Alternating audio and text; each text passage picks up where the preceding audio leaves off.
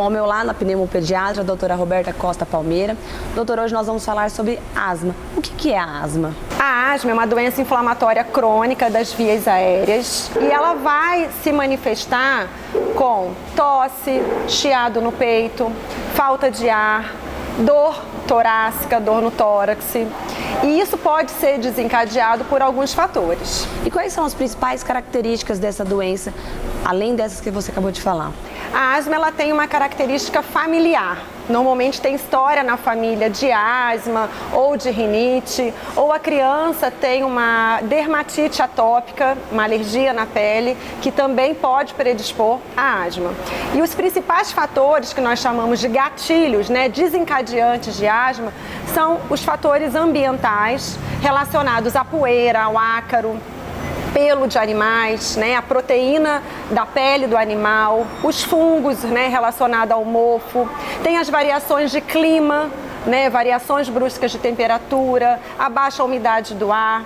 Tem a questão dos exercícios físicos, tem pessoas que têm asma induzida por esforço físico. Tem a questão dos vírus respiratórios, muito comum em criança os vírus desencadearem. Para prevenir a crise, a gente fazendo o diagnóstico de asma, que é um conjunto desses sinais e sintomas, a recorrência dos sintomas, a gente orienta que seja feito o tratamento de controle da asma.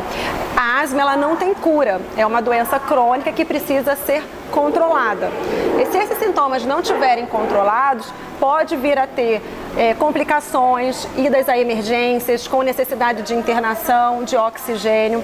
Então, para a gente prevenir essas exacerbações, que são essas crises de asma, o paciente, a criança, precisa usar medicações para controle, que nós utilizamos em forma de corticoide inalatório. Pode ser usado em forma de bombinha, em spray, em forma de cápsula inalatória. Então, existem alguns dispositivos que nós utilizamos para a criança inalar esses medicamentos. Aí, durante a consulta, nós avaliamos pela idade da criança qual que é a melhor forma dela inalar. E esse tratamento é feito diariamente, Tem que ser contínuo, é de uso contínuo. Por quanto tempo? Até nós atingimos o nível de controle, Pode ser 1 ano, 2 anos, pode ser asma grave que precisa tomar medicamentos por muitos anos ou às vezes até para o resto da vida. E existem os medicamentos de emergência, ou seja, medicamentos de resgate que nós utilizamos nos momentos das crises, do descontrole da doença, mas nunca interrompendo o tratamento contínuo de controle. E o uso da bombinha de forma contínua, ele é prejudicial para o paciente? Isso é um mito e muito medo, que as pessoas têm do uso da bombinha, Antigamente se achava que usar muita bombinha fazia mal para o coração, atacava o coração ou causava dependência. O que acontecia antigamente pelo descontrole da asma, pelo muito não conhecimento da doença, as pessoas tinham que usar muitas bombinhas para aliviar a crise de asma.